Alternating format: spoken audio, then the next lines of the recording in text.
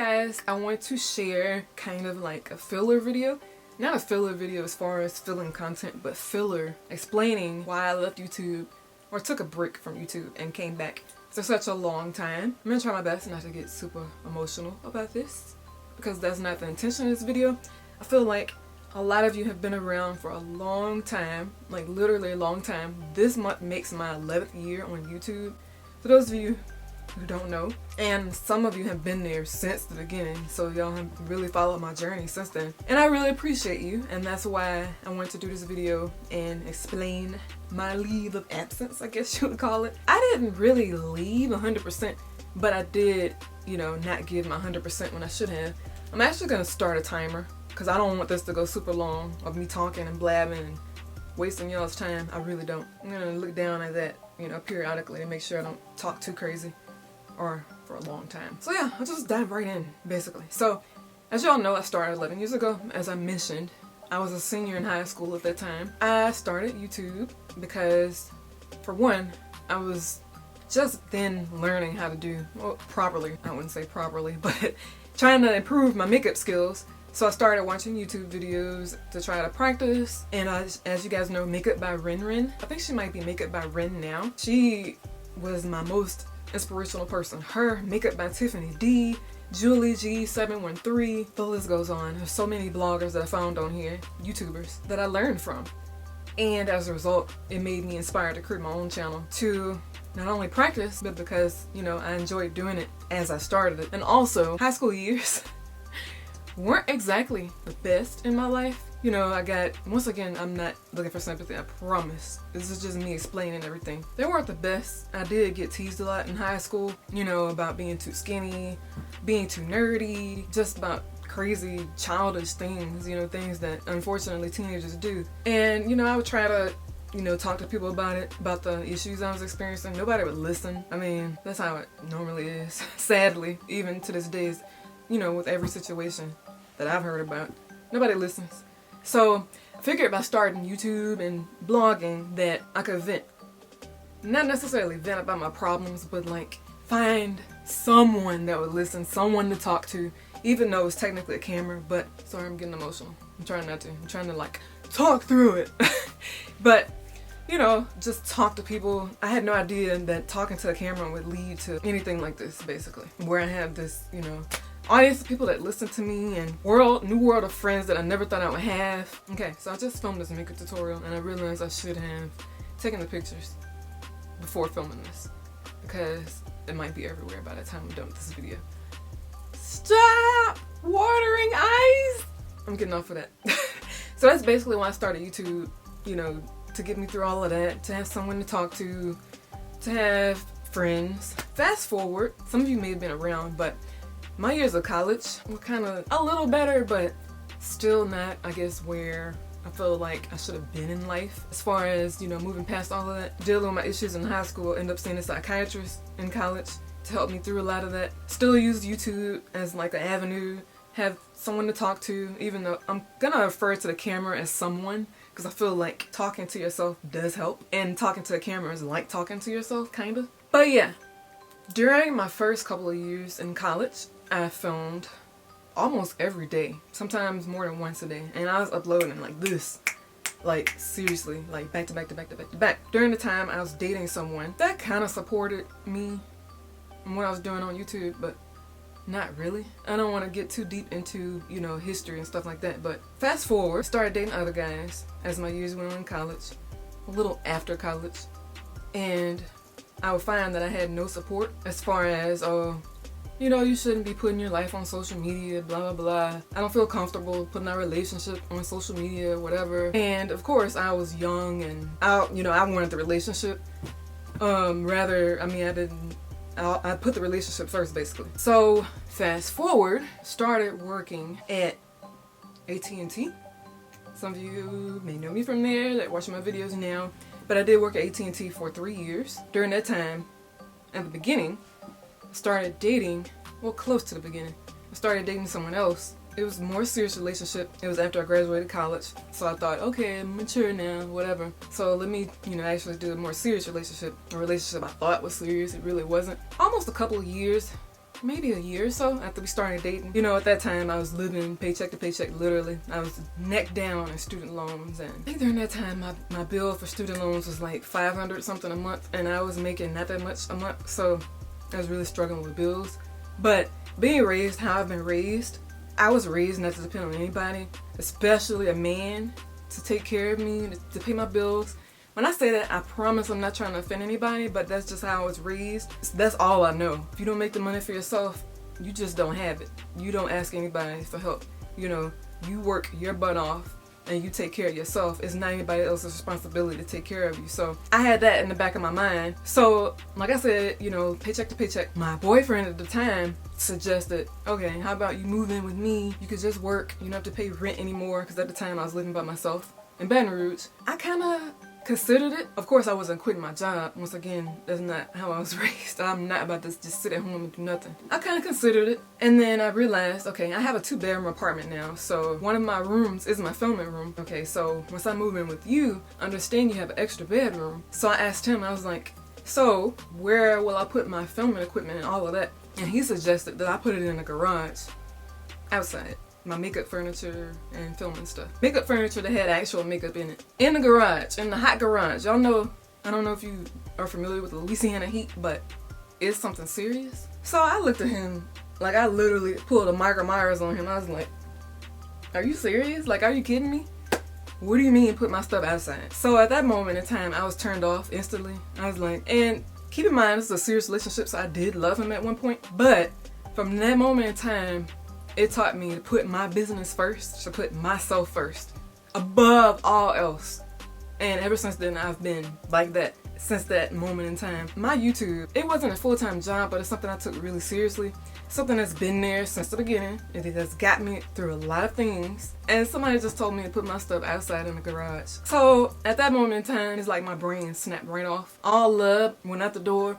I know some of you may say, oh, you never loved him. Trust me, if you are like I am about business, then there's not enough love in the world to put that before your business. That might sound kind of shallow now that I hear myself saying it, but when your business has gotten you through the times that I've been through and the things I've dealt with, your business will come first. Yourself will come first. And at that moment in time, I put myself first. I was like, screw this relationship. I don't even care anymore.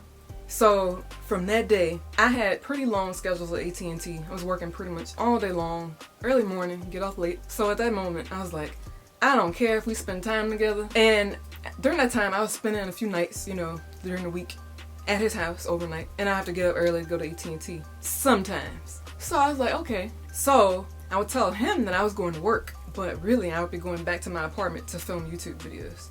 I did this several times in our relationship. I lied several times. That's what I did. I put my business first. I was like, screw our private alone time. Like, really? So eventually I got tired of doing that. I was like, okay. So I dealt with that for a little while. And then I met this, well, I didn't meet him. I worked with him for a long time before we actually started dating. Who is now my current husband. We're married. He worked with me at the same location, AT&T. And he was in a relationship at the beginning, so was I, so it's like I never saw him like that. He always saw me like that, though he won't admit it, probably to this day, but he asked me on a few dates. I turned him down. It might have been 1 or 2 actually. I was like, no, like, we work together. Are you serious? I don't like you like that. I would say stuff like that. And coworkers kept pestering me. They're like, why don't you just go out with him? My coworkers telling me that, and then me feeling like, screw this relationship that I was in. I was like, why not? Let me just see what it's all about or whatever. And I also remember that the whole time I've been at AT&T, he always encouraged me, even though we weren't dating, we were just friends. He always like, oh, you could do so much better than AT&T, you know.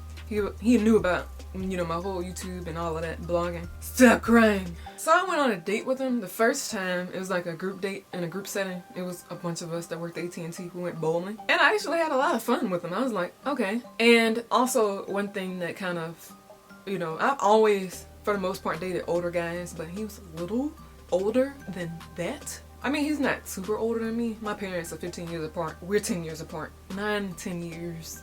Like 9.5. So that kind of turned me off too. A little bit. which shouldn't have. Age really doesn't matter. I know that now. But yeah, we went on a date. I had so much fun. After that, he asked me on a private date, which is the two of us. And of course, I was way more open to it because I experienced, you know, the group setting date. And that was fun. So I was like, okay, why not? Well, on the first date, I had an absolute blast. Like, it was like the best date I've ever had in my life. Like, seriously. And I have been on a lot of dates. For those of you who have followed me since the beginning, y'all know this probably. Pretty much soon after that, you know, I kicked the other guy to the curb and started dating Keyshawn, who is my now husband. We have been together. It will be 6 years in January. We've been married for a few months. Married legally for a few months. I'm not gonna say our relationship and marriage has been perfect because it has not been. Nobody else's is. It'd be weird if it was. But you know, at the beginning we set expectations. One of the expectations I set was that, you know, basically my style is off limits for discussion. I'm not gonna let anybody change that. And it wasn't me being mean or anything. It was just me reinforcing what I should have did with everybody else I dated. Basically, worry about yourself. Now, that's not to say if I need his opinion or anything, I won't ask for it, or his opinion doesn't matter. It's more of a fact that I know what I'm doing, not in an arrogant way, but this is me, basically. Take it or leave it. And ever since we set those expectations in the beginning, it's been great. Took a little getting used to for him. I don't think he's dated an alpha female before, and obviously I am an alpha female, but he's gotten used to it. Kind of uncomfortable for him before, because I guess he's used to women. I don't know, I'm just speaking in general. I guess he's used to women, you know, being needy. Not necessarily needy, but being a woman, I guess. And I'm the kind of woman that's not average or not typical. You know, I don't really ask him for anything. You know, I ask him to take my pictures and, you know, stuff like that, other stuff. But, you know, asking for things that women normally ask for, I don't. You know, and that's not even just with him. With anybody, if I need help, I usually don't ask for it. If you offer it to me, sure. If he offers me help, sure. But I'm not the type of person to ask. Even if I, you know, stuff like taking out the 2 dumpsters, like the garbage and the recycle. I just do it. I mean, if he offers assistance, thank you very much, you know. I just don't feel comfortable asking. I never have, because I was raised like that, you know. My parents got me that way. Love my parents. I kind of really am thankful that they raised me like that. You know, growing up, their parents taught them, don't depend on anybody else. If you don't have it in your hand, you don't have it. Which is true to this day. Even with your job that you work. You can't depend on them. You gotta have your own backup. You gotta have your own dry stick for a rainy day. Okay, so between my start time and now, I got my bachelor's degree from Southeastern. I know I told some of you guys when I was actually there that I was going somewhere else. Please understand, I was protecting my privacy. I didn't want anybody pulling up on campus, you know, a stalker or something like that. But that's actually where I went to school, Southeastern Louisiana University, from undergrad. After I left AT&T, I started working for the state of Louisiana. I don't think the agency is really important, but you could probably find out if you really want it. Now, I started working for the state of Louisiana for a couple of years, and while I was there, I ended up getting my master's of business administration and accounting. Something that I thought I was going to use, which I still use it. I use accounting in my business all the time. I could do it myself. Thank God that I'm able to do it myself and not have to pay anybody else to do it. But I thought I was going to, you know, work for the state for a long time and use that. You know, the higher education, if you're not familiar with state government, it allows you to get a higher salary or a higher hourly salary. It's the same thing, even though it's technically different. I ended up working there for 2 years. So in between all of this, I know I'm kind of all over the place, but I'm really trying to make sure I cover all my bases. I started posting on Instagram because I was super busy. I'm not gonna say I left YouTube because I got tired of YouTube. I did get a little drained from filming a lot of videos, you know, all the time. From the relationship, you know, that kind of drained me. And Instagram, it just was quicker, you know. I could post pictures, I could take pictures, write a caption and move on. It wasn't like filming a video, editing a video, and all of that. So I spent a few years on Instagram. That's why I took some attention away from YouTube for a little while. Or it might be long. It was a long while, I think. After my 2 years working for the state and having a second job, I worked at the state in Kendra Scott, because everyone knows that working at the state by itself, opinions may vary on this, so this is just my experience. Once again, going back to the do not let a man take care of you, work for yourself, make your own money. Working for the state is not enough. Working for the state of Louisiana is not enough. And I worked during the era where we were not getting raises. The governor during the time, he blocked all state raises. I was not making enough money, and me being the person I am, I'm not about to ask Keyshawn for money. I was dating him at the time. So my only option was to get a second job, you know, to be able to buy the things I want to buy. Because I'm the type of person, if I want something, it doesn't matter the price, I'm going to get it, no matter how hard I have to work to get it. So if I had to get 2 jobs to buy what I wanted, I was going to do that. If I had to work 2 jobs to keep all my bills paid and timely, I was going to do that. So I did that for a little while. And I noticed, you know, working for the state, you know, I was drained. And honestly, I spent a lot of my time working on my personal business, like working on TheBeautyBeau. And I was like, why am I still here? Why am I still here? Like, I'm not happy. I'm happy. I love the job. I love my supervisor, rather. My coworkers are pretty nice. You know, I've dealt with some really irritating coworkers before, but working for the state, I really had some nice coworkers, maybe because they're older and mature. But my supervisor was awesome. Like, she was the best. Like, we still follow each other on social media to this day. I mean, that's how much I like her. I still love her so much. I knew I just wanted something more. I was, you know, pretty much smothering my creative abilities and stuck behind a desk. Whereas I wanted to be working, you know, my business, like, you know, doing something else, doing this. Eventually, Keyshawn got a job offer to move to Dallas. And we weren't married at the time. We were engaged. So, once again, going back to, I keep saying this, but it's really relevant to what I'm telling you now. Make your own money. Don't depend on a man. He moved with the job. I had applied for several once he got that, you know. I actually interviewed for a couple. I interviewed for the state of Texas, actually, for a position for, I think, the comptroller's office. Offer was really good. Like, they paid way more than I was making for the state of Louisiana. I knew it would be better. We had plans to move to Texas anyway because of better opportunities, more diversity, higher pay, you know, all of that. I flew here for that, for the interview, whatever. I didn't get the job, but y'all do know I work for Bare Minerals, so I had a few connections there. I was like, okay, I didn't get the state job. Maybe I can go back to doing makeup. So I applied. I reached out to a few contacts that I had at Bare Minerals. You know, could you please talk to the management team here in Dallas to see if I can possibly get hired there as some type of manager, because I did leave the company working in a management position. I applied for that. I actually got hired for that position. I got an offer similar to what I was making in Baton Rouge. So that wasn't very ideal. I need to be making more to be able to afford, you know, my bills and stuff that would increase. Rent is higher here. A lot, like pretty much everything is higher here. Even though there's no state tax, there's a lot of other expenses to take into consideration. Took the job, and I got this email for a blogging opportunity in Miami where I'll be working with, I'll just go ahead and tell you, you probably remember this, some of you, if you follow me on Instagram. It was an opportunity in Miami, unpaid, and it was for Coppertone.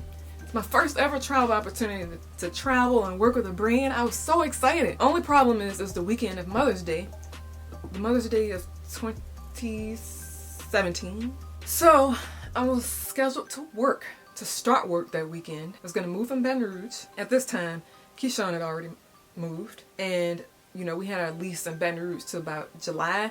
So I stayed behind. I was like, okay, this will give me to July to find a job before I move, and I can help, you know, take care of the apartment, whatever. We don't have to pay month to month. I mean, we don't have to pay for breaking our lease or anything. I'll just stay behind. So I did that. So I emailed my supervisor that was going to be at Bare Minerals. I was like, I either emailed her or texted her. I don't remember. That's probably not important. No, I called her.